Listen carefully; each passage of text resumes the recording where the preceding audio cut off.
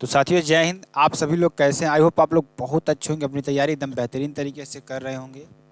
आज हम यहाँ पर देखिए चैप्टर 5 और फर्स्ट को हम लोगों ने क्या किया, रिवीजन कर लिया था। आज हम अध्याय 4 को रिवीजन करने वाले हैं। आपका पॉलिटी जो है ना, अध्याय 4 को हम रिवीजन करने वाले हैं। और ये चैप्टर बहुत ही इंपॉर्टेंट है, अपने आप में बहुत ही महत्व रखता है, क्योंकि यहाँ से क्वेश्चन आपके बनते ही बनते हैं। ये टारगेट सर ने दिया था 23/9/2024 को दिया था, लेकिन आज हम इसका क्या करेंगे, पूरा का पूरा रिवीजन करेंगे और एक ही वीडियो में पूरा का पूरा रिवीजन करने वाले हैं। ठीक है ना। तो नीति निर्देशक तत्व और मूल कर्तव्य की बात करेंगे, directive principles and fundamental duties की बात करेंगे। ठीक है ना। तो ध्यान दीजिएगा, भारतीय संविधान के भाग 4, जो भारतीय संविधान का भाग 4 अनुच्छेद 36 से 51 तक में राज्य के नीति निर्देशक तत्वों को, उसके बाद जानते हैं आपका राष्ट्रपति शुरू हो जाता है। आपको मैंने बताया था राष्ट्रपति का शुरू हो जाता है, इसके बाद से 52 से लेकर, तो आप समझ रहे हैं यहाँ से 36 से लेकर 51 तक क्या होता है, नीति निर्देशक तत्व आपके होते हैं। अब इसका वर्णन किया गया है, मतलब 36 से लेकर 51 तक में इसका वर्णन किया गया है। इसे जो नीति निर्देशक तत्व है, आपसे पूछा जाता है कि ये कहाँ से लिया गया, किस देश से लिया गया, तो आपको बता देना है कि ये कहाँ से लिया गया है, आयरलैंड के संविधान से लिया गया है। नीति निर्देशक तत्व हमारे संविधान की एक प्रमुख विशेषता है। ये क्या है, प्रमुख विशेषता है। भारतीय संविधान निर्माताओं का लक्ष्य भारत में कल्याणकारी राज्य की स्थापना करना था। क्या करना था, कल्याणकारी राज्य की स्थापना करना था। नीति निर्देशक तत्व हमारे राज्य के सम्मुख कुछ सिद्धांत उपस्थित करते हैं, जिनके पालन द्वारा देश के नागरिकों का सामाजिक, आर्थिक एवं नैतिक उत्थान हो सकता है। ठीक, ये आपका होता है। मतलब नीति निर्देशक तत्व क्या होते हैं, हमारे राज्य के सम्मुख कुछ सिद्धांत उपस्थित करते हैं, जिसके पालन द्वारा देश के नागरिकों का सामाजिक, आर्थिक एवं नैतिक उत्थान हो सकता है। देश में वास्तविक रूप में सामाजिक और आर्थिक प्रजातंत्र को स्थापित करते हैं। हम क्या करते हैं, आर्थिक प्रजातंत्र को क्या करते हैं, स्थापित करते हैं। ठीक, चलिए, जैसा कि अनुच्छेद 37 में कहा गया है कि इस भाग में, अब अनुच्छेद 37 की बात कर रही है, इसमें कहा क्या गया, ध्यान दीजिएगा, इस भाग में दिए गए उपबंधों को किसी भी न्यायालय द्वारा लागू नहीं कराया जा सकता है। मतलब किसी भी न्यायालय द्वारा लागू नहीं कराया जा सकता। फिर भी इसमें दिए हुए कुछ तत्व देश के शासन में मूलभूत हैं और विधि निर्माण में इन तत्वों का प्रयोग करना राज्य का कर्तव्य होगा। ठीक, चलिए, इनके संबंध में केटी शाह ने कहा था कि राज्य के नीति निर्देशक सिद्धांत एक ऐसा चेक है जो बैंक की सुविधानुसार अदा किया जाता है। अब इसके संबंध में जो केटी शाह थे एक, ठीक है ना, उन्होंने क्या कहा कि राज्य के जो नीति निर्देशक तत्व हैं एक ऐसा चेक है जो बैंक की सुविधानुसार अदा किया जा सकता है। तो ये बात आपको याद कर लेनी है और बहुत इंपॉर्टेंट बात आपके लिए होने वाली है। ठीक, चलिए, आर्थिक न्याय संबंधी निर्देशक तत्व की बात करेंगे, ये आपके लिए बहुत इंपॉर्टेंट ये भी है। अनुच्छेद 38 से 1 के तहत राज्य को यह निर्देश दिया गया है कि वह लोक कल्याण की अभिवृद्धि करके ऐसी सामाजिक व्यवस्था की स्थापना करने का प्रयास करेगा जिनमें सामाजिक, आर्थिक और राजनीतिक न्याय प्रत्येक व्यक्ति के लिए सुनिश्चित हो सके। ठीक, ये आपके लिए हो जाएगा। तो 338 के 1 के तहत राज्य को यह निर्देश दिया गया कि वह लोक कल्याण की अभिवृद्धि करके ऐसी सामाजिक व्यवस्था की स्थापना करने का प्रयास करेगा जिनमें सामाजिक, आर्थिक और राजनीतिक न्याय प्रत्येक व्यक्ति के लिए सुनिश्चित हो सके। अनुच्छेद 39 के तहत आपका क्या हो जाएगा, यह निर्देश दिया गया कि, क्या निर्देश दिया गया, अब अनुच्छेद 39 की बात करेंगे। अब इसमें पहला निर्देश क्या दिया गया, इसके बारे में समझिएगा और अच्छी तरीके से मन लगाकर थोड़ा आप लोग रिवाइज करिएगा, क्योंकि आप पढ़ते वक्त मतलब आप ये सोचकर बैठते हैं कि हमें पढ़ना है, तो आप पढ़ने के अलावा कोई अदर चीज़ भी सोचते हैं तो आप पढ़ नहीं पाएंगे, तो आप अपना काम नहीं थी। इसलिए आपको जब बैठे हैं पढ़ना तो सिर्फ और सिर्फ आप पढ़ाई करिए, कोई अदर चीज़ मत सोचिए। ठीक, उसमें अपने आप को, हालांकि ये नहीं है कि आप सोचेंगे नहीं, आपको सोचने पर मजबूर किया जाएगा, आपका मन ऐसा है भागता रहेगा, लेकिन आपको अपने आप पर क्या रखना होगा, कंट्रोल रखना होगा, तटस्थ रहना होगा। ठीक, चलिए, अब देखिए, राज्य में प्रत्येक स्त्री और पुरुष को समान रूप से जीविका के साधन उपलब्ध कराने का प्रयत्न करेगा। जो राज्य होगा आपका, वो प्रत्येक स्त्री और पुरुष को क्या करेगा, समान रूप से क्या करेगा, ध्यान दीजिएगा, समान रूप से जीविका के साधन उपलब्ध कराने का प्रयत्न करेगा। अनुच्छेद 39 के क की बात करते हैं। इसमें क में क्या दे रखा है कि राज्य के भौतिक साधनों के स्वामित्व और नियंत्रण की ऐसी व्यवस्था करेगा कि अधिक से अधिक सार्वजनिक हित हो सके। 39 के ख की बात करेंगे तो राज्य इस बात का भी ध्यान रखेगा कि संपत्ति और उत्पादन के साधनों का इस प्रकार केंद्रीकरण न हो कि सार्वजनिक हित को किसी प्रकार की हानि पहुंचे। अनुच्छेद 39 का ग आपका हो जाएगा। राज्य प्रत्येक नागरिक को, चाहे वह स्त्री हो या पुरुष, समान कार्य के लिए समान वेतन का प्रावधान करेगा। अनुच्छेद 39 का घ आपका हो जाएगा। ज्ञातव्य है कि संसद द्वारा अनुच्छेद 39 घ के अनुसरण में, देखिए इसमें क्या कर रहा है, इसमें 39 के घ की बात कर रहा है, ठीक। इसमें क्या रहा है कि समान पारिश्रमिक अधिनियम 1976 पारित किया गया है। क्या पारित किया है? समान पारिश्रमिक अधिनियम 1976 पारित किया गया है। राज्य ऐसी व्यवस्था करेगा कि श्रमिक पुरुषों और स्त्रियों के स्वास्थ्य और शक्ति तथा बालकों की सुकुमार अवस्था का दुरुपयोग न हो तथा आर्थिक विवशतावश कोई नागरिक ऐसे रोजगार में न जाए जो उसकी आय व शक्ति के अनुकूल न हो। अनुच्छेद 39 का अंग आपका हो जाएगा, ठीक है ना। चलिए, सर्वोच्च न्यायालय ने रणधीर सिंह बनाम भारत संघ 1982 के मामले में यह धारित किया है कि यद्यपि समान कार्य के लिए समान वेतन का सिद्धांत संविधान के अधीन मूल अधिकार नहीं है, बल्कि यह एक नीति निर्देशक तत्व है, परंतु निश्चय ही यह एक संवैधानिक लक्ष्य है। अतः इसके उल्लंघन पर न्यायालय अनुच्छेद 32 के अधीन रिट जारी कर सकता है। सामाजिक सुरक्षा संबंधी निर्देशक तत्वों की बात करेंगे। राज्य अपने आर्थिक साधनों के अनुसार और विकास सीमाओं के भीतर यह प्रयास करेगा कि सभी नागरिक अपनी योग्यता के अनुसार रोजगार व शिक्षा पा सकें एवं बेकारी, बुढ़ापा, बीमारी और असमर्थता आदि दशाओं में सार्वजनिक सहायता प्राप्त कर सकें। अनुच्छेद 41 की बात करेंगे, ये आपका अनुच्छेद 41 में आएगा, जो ऊपर मैंने आपको बताया।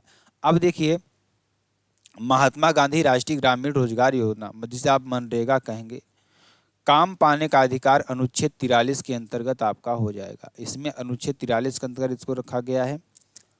राज्य ऐसा प्रयत्न करेगा कि व्यक्तियों को अपनी अनुकूल और मनोमानवेचित अवस्थाओं में ही कार्य करना पड़े तथा स्त्रियों को प्रसूति सहायता के लिए उपबंध करेगा। अनुच्छेद 42 आपका हो जाएगा। राज्य इस बात का प्रयत्न करेगा कि कृषि और उद्योग में लगे हुए सभी मजदूरों को अपने जीवन निर्वाह के लिए यथोचित वेतन मिल सके, उनका जीवन स्तर ऊपर उठ सके, वे अवकाश के समय का उचित उपयोग कर सकें तथा उन्हें सामाजिक और सांस्कृतिक उन्नति का अवसर प्राप्त हो सके। ये आप कर दीजिएगा। आगे चलेंगे, आगे देखेंगे, ध्यान दीजिएगा सभी लोग अच्छी तरीके से। राज्य यह भी प्रयास होगा कि गांवों में व्यक्तिगत अथवा सहकारी आधार का कुटीर उद्योग को प्रोत्साहन दे। अनुच्छेद 43 आपका हो जाएगा।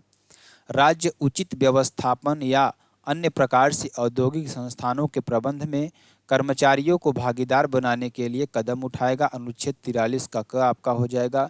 ध्यातव्य है कि 43 क में वर्णित निर्देशक तत्व 42वें संशोधन द्वारा जोड़ा गया। मूल संविधान के अनुच्छेद 45 में कहा गया कि राज्य वर्ष की आयु पूरी, मतलब 6 वर्ष की आयु पूरी करने वाले बालकों के लिए निःशुल्क और अनिवार्य शिक्षा प्रदान करने की व्यवस्था करेगा। 86वें संविधान संशोधन 2002 द्वारा यह नीति निर्देशक तत्व को शिक्षा के अधिकार के अंतर्गत मूल अधिकार की स्थिति प्रदान कर दी गई है तथा इसके स्थान पर नया अनुच्छेद 21 का क प्रतिस्थापित किया गया है, जो इस प्रकार है।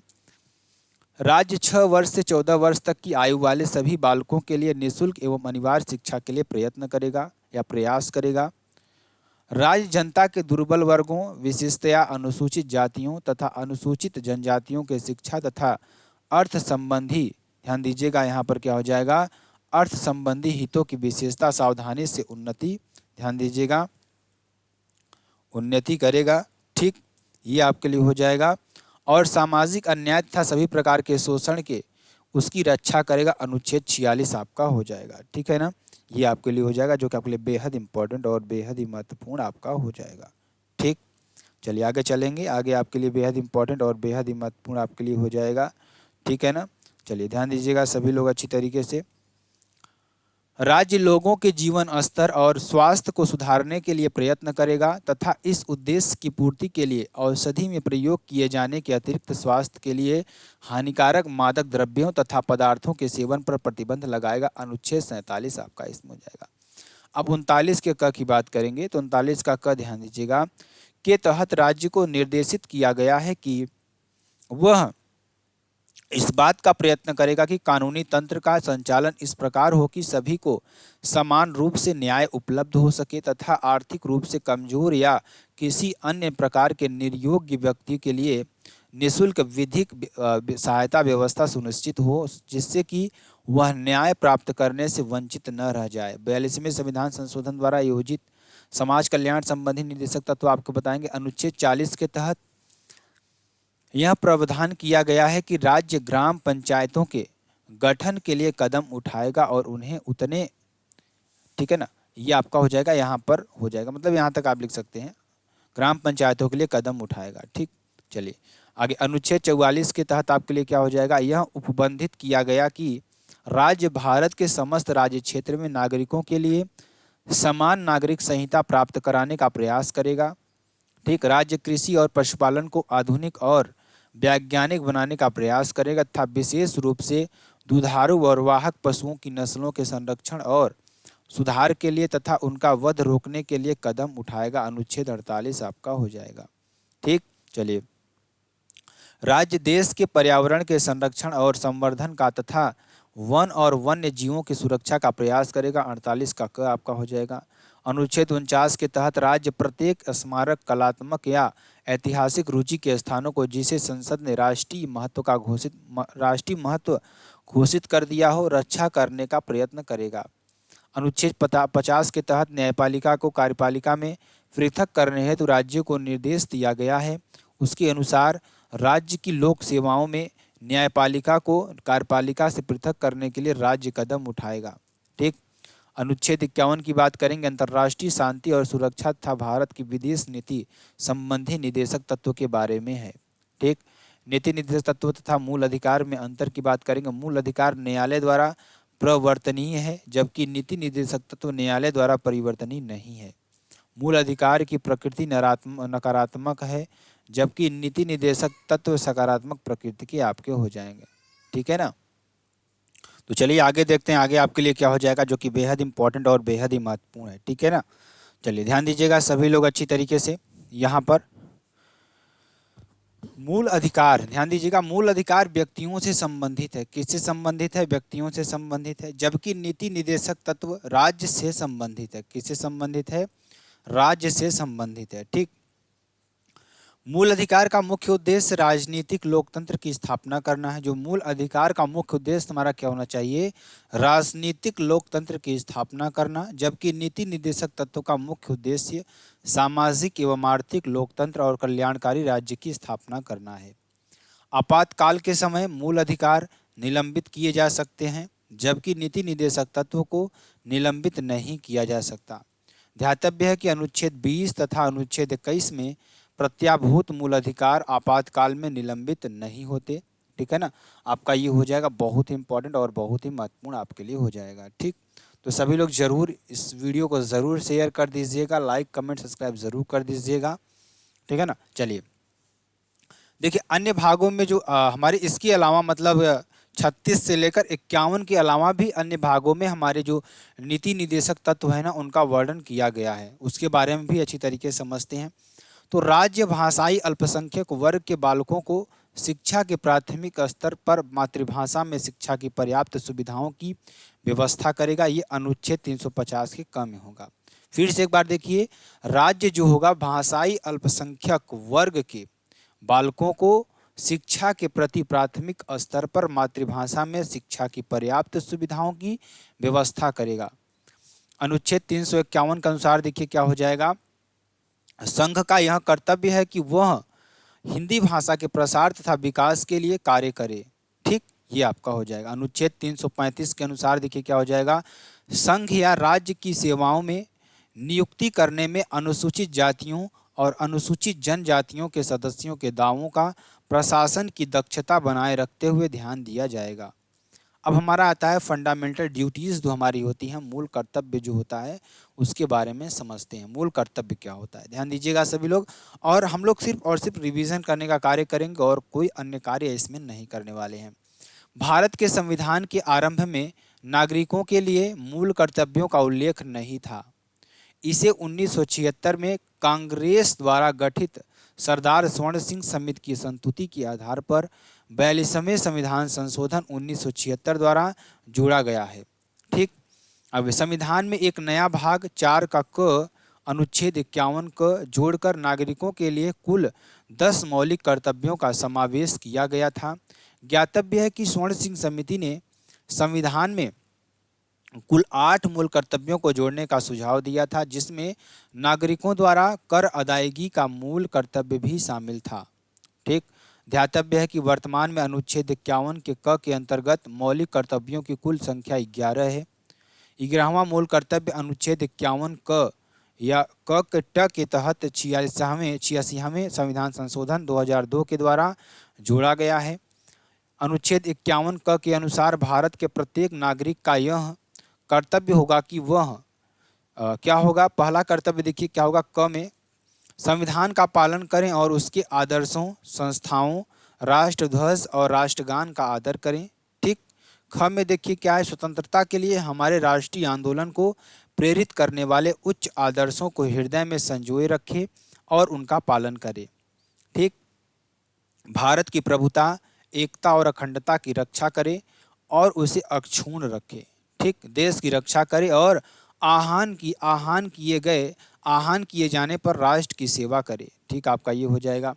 भारत के सभी लोगों में समरसता और समसरता या यहाँ पे समरसत्ता और समान भातृत्व की भावना का विकास करे, जो धर्म, भाषा और क्षेत्र या वर्ग पर आधारित सभी भेदभाव से परे हो तथा किसी प्रथाओं का त्याग करे जो स्त्रियों के सम्मान के विरुद्ध है।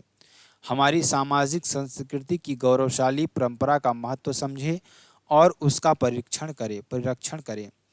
प्राकृतिक पर्यावरण को, जिसके अंतर्गत वन, झील, नदी और वन्य जीव हैं, रक्षा करें और उनका संवर्धन करें तथा प्राणी मात्र के प्रति दया भाव रखें। ठीक, ज की बात करेंगे, वैज्ञानिक दृष्टिकोण, मानववाद और ज्ञानार्जन तथा सुधार की भावना का विकास करें। ठीक, सार्वजनिक संपत्ति को सुरक्षित रखें और हिंसा से दूर रहें। अब की बात करेंगे, व्यक्तिगत और सामूहिक गतिविधियों के सभी क्षेत्रों में उत्कर्ष की ओर बढ़ने का सतत प्रयास करें, जिससे राष्ट्र निरंतर बढ़ते हुए उपलब्धि की नई ऊंचाइयों को छू ले। ठीक, 6 से 14 वर्ष की आयु के बच्चों के माता पिता और प्रतिपाल्य के संरक्षक उन्हें शिक्षा के अवसर प्रदान करें। इसी कर्तव्य को संविधान के 86वें संविधान अधिनियम 2002 की धारा 4 जोड़ा गया। यदि कोई नागरिक मौलिक कर्तव्य का पालन नहीं करता है तो उसे किसी दंड से दंडित नहीं किया जा सकता। ठीक, महिलाओं की सुरक्षा से संबंधित प्रमुख अधिनियम आपके आ जाएंगे इसमें। आपराधिक कानून संशोधन अधिनियम 2013 आपका आएगा। मातृत्व लाभ संशोधन अधिनियम 2017, यौन अपराधों से बच्चों का संरक्षण संशोधन अधिनियम 2019 में आता है। मुस्लिम महिला विवाह पर अधिकारों का संरक्षण अधिनियम 2019 में आता है। कार्यस्थल पर महिलाओं का यौन उत्पीड़न रोकथाम, निषेध और निवारण अधिनियम 2013 आपका आता है। महिला घरेलू हिंसा संरक्षण अधिनियम 2005 आपका हो जाएगा। इन्हें भी जानिए। और कुछ चीज़ें हैं जो इम्पोर्टेंट है, आपको जानना है, तो इसको चलिए जानते हैं, जो कि आपके लिए बेहद इम्पोर्टेंट है। राज्य के नीति निर्देशक तत्वों में गांधीवादी सिद्धांत को प्रतिबिंबित करने वाले प्रावधान अधोलिखित हैं, यथा, ध्यान दीजिएगा, ग्राम पंचायतों की स्थापना अनुच्छेद 40, दुर्बल वर्गों के शिक्षा और अर्थ संबंधी हितों की अभिवृद्धि अनुच्छेद 46, गांवों में कुटीर उद्योगों को प्रोत्साहन अनुच्छेद 43 के 4 में, पोषण एवं जीवन स्तर को ऊंचा करना और लोक स्वास्थ्य के सुधार आपका इसमें अनुच्छेद 47 में आ जाएगा। 5वें नंबर की बात करेंगे, कृषि और पशुपालन संगठन अनुच्छेद 48 में। 6 की बात करेंगे, पर्यावरण का संरक्षण एवं संवर्धन और वन्य एवं वन्य जीवों की रक्षा अनुच्छेद 48 के क में।